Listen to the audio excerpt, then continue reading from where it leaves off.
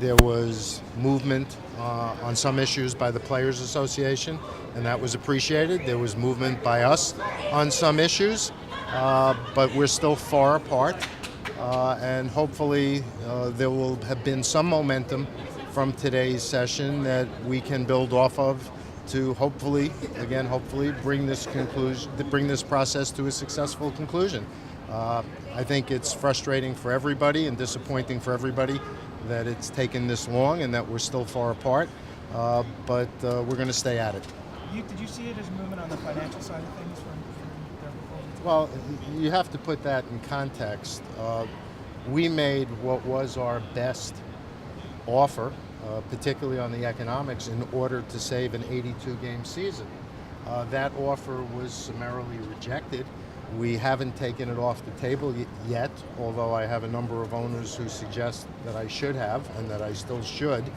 But to expect our best economic proposal to get better as the damage continues to increase isn't particularly realistic.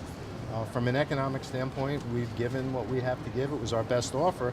And again, put it in the context that the business is probably losing between $18 and $20 million a day, and the players are losing between $8 and $10 million a day. I don't think it's realistic for anyone to expect the economic deal to get any better, particularly when the economic deal we put on the table is a 50-50 deal. And on top of that, we agreed to pay over $200 million outside the system that we don't think there was any obligation to pay, but we knew it was an important element for the players, and it was something that we hoped would spring these negotiations towards a conclusion. Are you preparing to cancel more games, Gary? Well, that's something that we're going to have to look at on a daily basis. I think that becomes inevitable as time goes on. They say that the arbitration was worse in the meeting than it before. They said that their arbitration, the way it works out, was worse than it was in the existing deal. You know, I know there's been a lot of discussion about the terms of the union's proposal. I understand that the union actually, while we were upstairs reviewing it in caucus, came down to talk about the proposal itself. I'm not sure any discussion that goes on in the public forum while negotiations goes on is either constructive or accurate.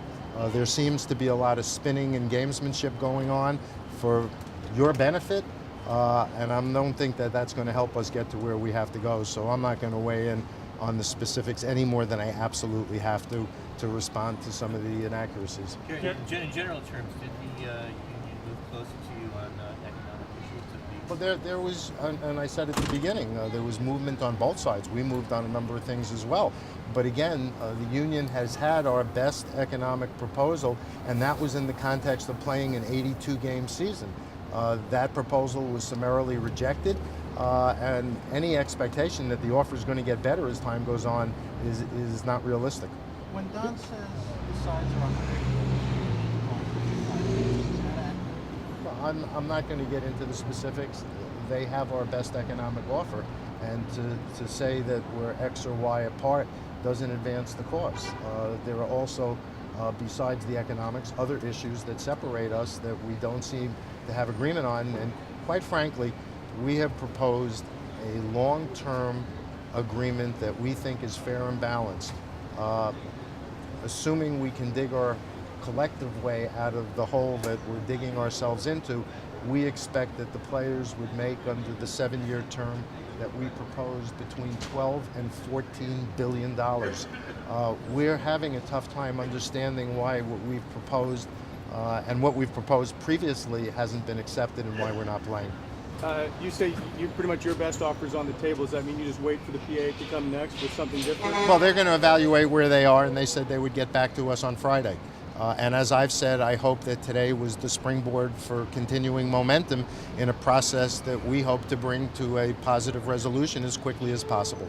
You said you made some movement towards that. Does that mean you made another counter proposal from their proposal this morning? We went through their proposal point by point. We talked about the things that were agreeable. We talked about the things that we could modify.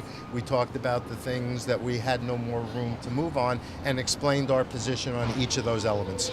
Realistically, when can you have a deal done to save this current season?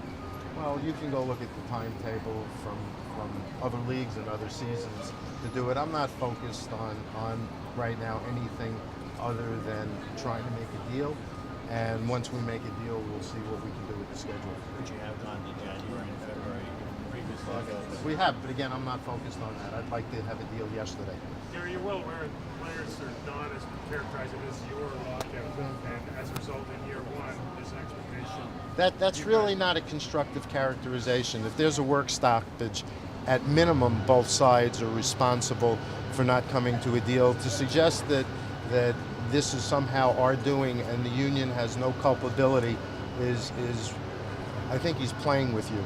Because in the final analysis, if you go back and check the history of these negotiations, when we wanted to start, when the union started, when the union stalled, when the union made the same proposal 5 times in a row without changing it, and I think the first time they made a proposal was in August. You know, if you think back, today isn't the first time the union has come out of a session and talked about how wonderful their offer is or how close we were, when in fact the reality was they were misleading you. I think everybody needs to take a step back, and I think all of the PR spinning is not going to help get this done.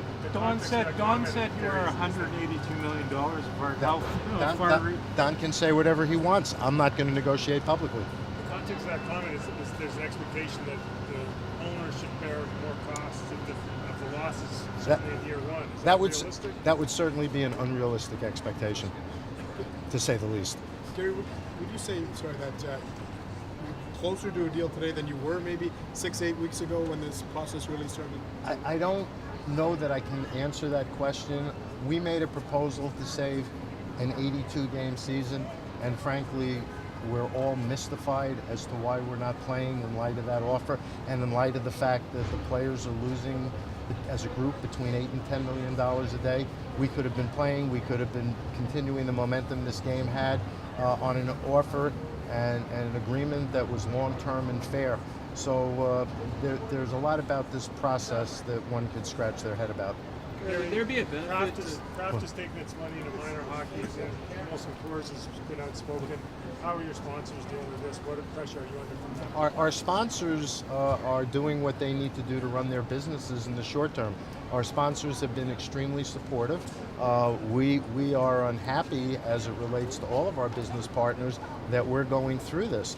But in the final analysis, we have to have a deal that represents the long-term health of this game. And the things that we've asked for in collective bargaining, the things that constitute our best offer, are what we believe we need to continue this game and to grow this game. You talked about the PR spin. Would there be a benefit to taking the negotiations back behind closed doors the way that you did a couple of weeks ago? Well, as again, you know, our practice in this is only to respond. We're not calling in the dead of night. We're not chastising you for things that you write and commentary you have. I would think that anything that we would do that would keep this more low-key from what's going on would be better, because the spinning doesn't help. It just confuses lots of people. Given what's happened thus far, how long would it take the sport to recover and to settle? There's no way to predict. What we're going through on a daily basis digs a bigger and bigger hole for everybody.